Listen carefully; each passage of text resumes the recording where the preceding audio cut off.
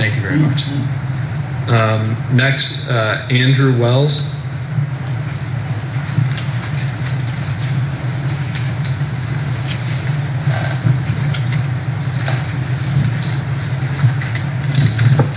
Thank you for coming today and for giving us the opportunity to be heard. I've served on, had the distinction of serving on 2 turbine bylaw committees in the state of Massachusetts. One in the Cape Town of Eastham and the other in the town of Ashfield, the hill town of Ashfield. I also should acknowledge that I am an abutter to proposed turbine projects in both of those towns, but as I've learned over the last 5 years, there's no joy in Mudville in being an abutter. So with your permission, I'd like today to become a wind developer and give you my presentation as a wind developer sometime in the future. On behalf of all wind developers, I want to thank the legislature for passing the WESRA bill. When my compatriot Paul Gaynor, the CEO of First Wind, was made the governor's wind energy advisor in 2009, we knew we were in like Flynn. I mean, wow, here's the guy whose company told all those gullible abutters now suffering in Mars Hill, Maine, that they would hear no noise from the turbines the company planned to erect there. Governor Patrick courageously brought Mr. Gaynor into the fold as his advisor and asked him to help the state realize its goal of 2,000 megawatts by 2020. It was clear that the state needed a take-no-prisoners approach in dealing with the likely outcry from all of the NIMBY abutters once they realized what was in store for them. I must confess, though, that I had no idea that we would actually get to write the legislation. Thanks, Ken Kimmel.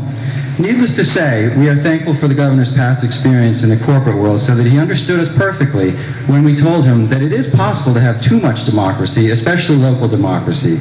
It certainly helped that the places we planned for the turbines had no political power on Beacon Hill. After all, one thing every good politician knows, it's easy to encourage another's sacrifice when you've got no skin in the game. The governor knew by the time the rubes and nincompoops out west caught on, it would be too late and we'd have our megawatts. God bless turbines, God bless the production tax credit, and God bless America. I want to give a special thanks to the Beacon Hill environmental groups, CLF, Audubon, and Sierra Club. You guys were great. By being big picture people and focusing exclusively on the science of global warming, but not at all on the specifics of siting, we knew you'd support any legislation that promised to put more turbines on the ground. You made willingness to carve up mountaintops seem like an act of great virtue. We must destroy it to save it. Brilliant and effective. You made GE a paragon of corporate virtue. Who cares about PCBs? They make turbines. I want to give a shout out, though, special shout out to the trustees of reservations who had the great idea of becoming a wind developer themselves.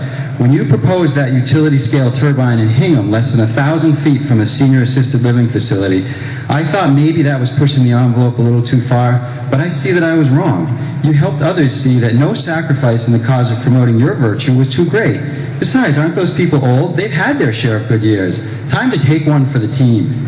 None of this, though, would have been possible without the visionary work of people like former Secretary Ian Bowles. Ian was our Dick Cheney, a man of no apologies for whom all roadblocks to renewable energy had one cause, the dreaded NIMBY. Ian helped stiffen up the executive administration's spines when they were threatening to go wobbly once the noise problems in Falmouth started getting press. Hell, Ian was from Falmouth. If he didn't care about the problems in his hometown, you shouldn't either.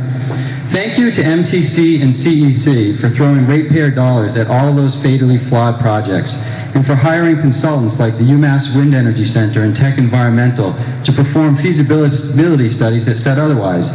You want to put turbines up close to homes in quiet residential areas? Call these guys. For the right price, they'll reliably overinflate your background sound, underestimate turbine noise, and convince you that the project impacts will be minimal. Besides, Jim Manuel says that he likes the sound of turbines, so you should too. As I look out from shining turbine to shining turbine, I see that our job here is done, but the work is incomplete. Onward to the state and national forests.